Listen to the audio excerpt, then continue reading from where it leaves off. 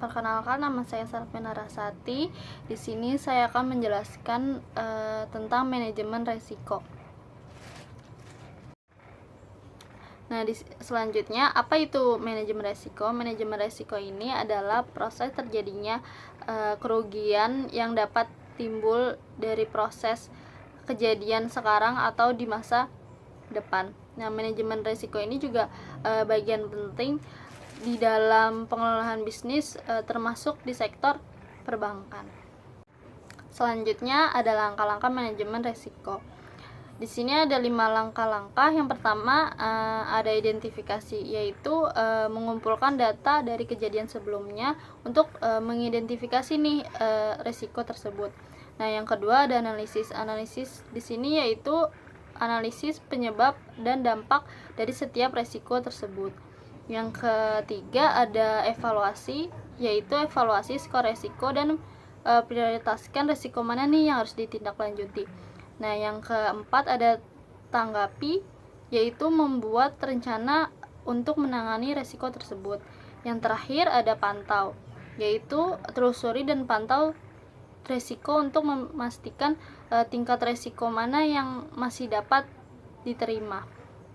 Nah, tujuannya di sini adalah untuk meminimalkan dampak negatif dan memaksimalkan peluang yang muncul dari resiko-resiko tersebut. Selanjutnya di sini ada 8 resiko bank. Yang pertama itu resiko kredit, yaitu resiko yang timbul akibat kegagalan debitur atau pihak lain dalam memenuhi kewajiban kepada bank. Nah, contohnya itu ada seorang nasabah gagal membayar kembali pinjaman mereka.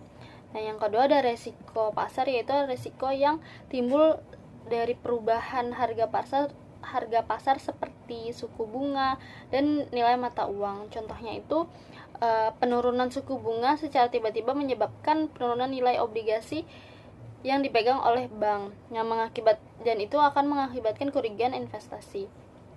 Lalu yang ketiga ada resiko likuiditas.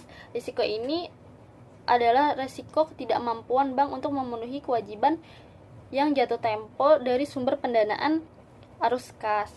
Yang keempat ada resiko operasional. Nah, resiko operasional ini adalah resiko yang mencakup berbagai peristiwa yang dapat mengganggu operasional bank, seperti kegagalan sistem IT. Contohnya itu kesalahan dalam proses transaksi yang mengakibatkan hilangnya dana nasabah atau kegagalan sistem IT yang menyebabkan gangguan layanan.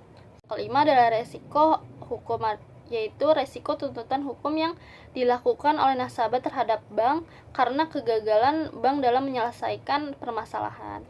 Yang keenam ada resiko kepatuhan. Resiko kepatuhan ini adalah resiko yang muncul ketika sebuah bank atau institusi keuangan gagal mematuhi hukum, peraturan, standar atau pedoman yang sudah berlaku. Nah, yang ke-7 ada resiko strategik.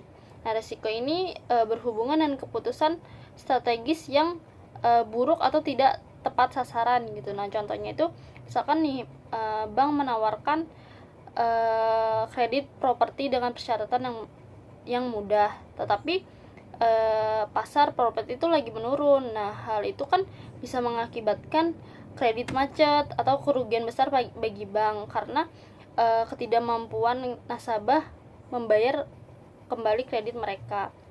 Nah, yang terakhir ada resiko reputasi. Resiko reputasi ini terjadi ketika ada kejadian atau situasi yang merusak citra atau kepercayaan publik terhadap bank tersebut gitu.